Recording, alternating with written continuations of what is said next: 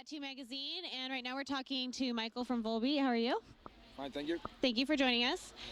So you guys right now are touring in the U.S., and you're going to finish that up pretty soon, right? Yeah, I think we have three or 2 weeks left out of the first 3 weeks we've been here. So And then you're going to head over to Europe after that? then European tour, yeah. And then for next year, I saw that you guys are doing Soundwave in Australia in February. Yeah. Well, we're a Tat2 Magazine, so we actually wanted to talk to you about your tattoos. Well, first of all, who does your work?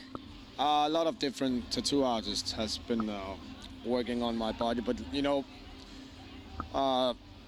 guy I like to use, mainly for the artworks, it's Henning Jørgensen from Royal Tattoo. Can you say that one more time? Make sure that I get that. Henning Jørgensen from Royal Tattoo. And where is he located?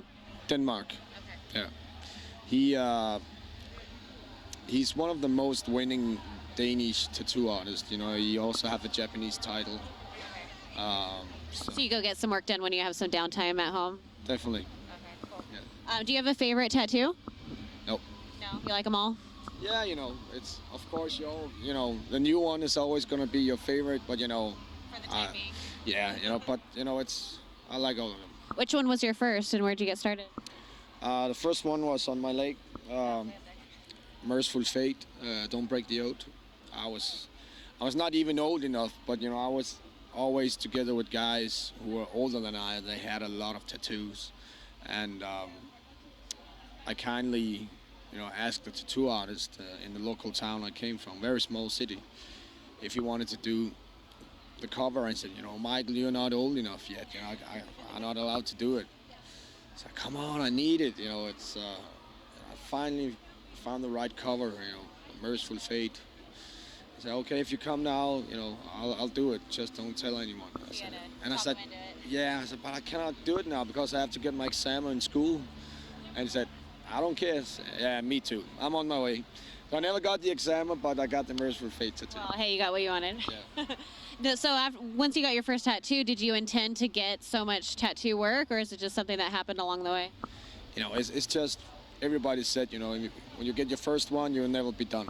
And we understand that here. they were right, So yeah, but it's tough to see what's my favorite because they all have a story, Now back to your music a little bit. It seems like Johnny Cash is a big influence on your music. Is that true? And do you have any other musical influences?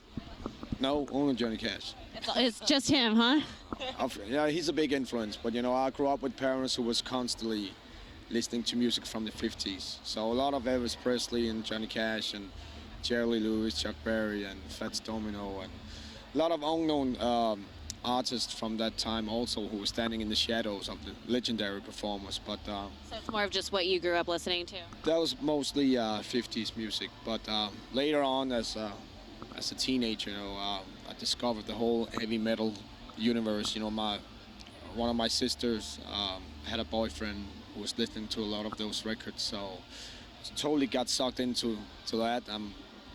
So maybe that's kind of where your 50s mixture with metal kind of comes from. Totally, yeah, because at that time I bought a lot of death metal records and a lot of heavy metal records, and started my first band, which were a death metal band called Dominus.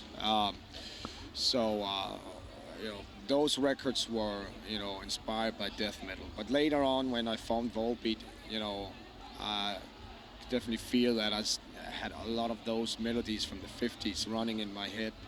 But at the same time, I really liked the distorted sound that I had in Dominus. So I just wanted, connect. Them together. Yeah. Well, it definitely works, and I love it. Now, you as a vocalist, is it just kind of a natural talent that you have, or is it something that you had to work on to get your sound? Yeah, I don't know about talent. That's the matter of taste, I guess. But I don't know.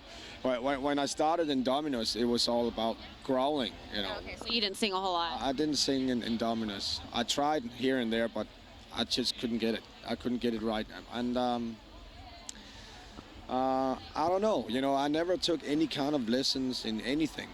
So, Matter of listening to the older records and you know, and I had a certain idea how I wanted to sound like, and you know, of course, you need to find your own voice.